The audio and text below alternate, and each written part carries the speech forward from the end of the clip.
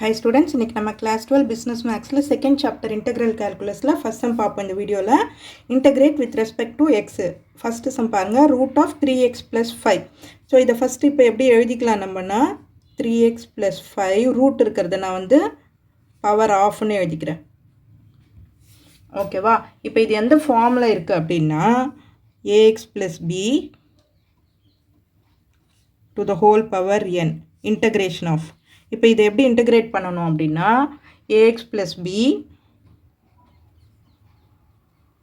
to the whole power n plus 1 divided by a into n plus 1 plus c. ஓகேவா? இங்கே a என்ன b என்ன? a is equal to 3, b is equal to 5, n is equal to 1 by 2. So, இப்போ integrate பண்ணுவோமா இதை?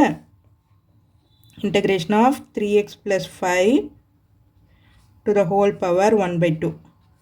So, இது integrate பண்ணும்போது என்னாகும்? 3x plus 5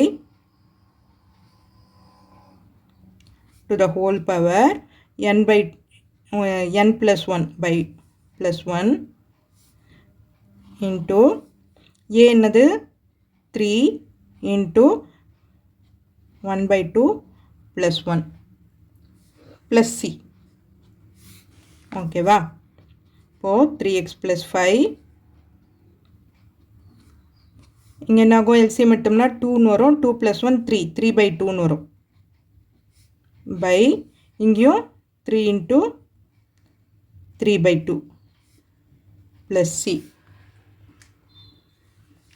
இது என்னாகும்?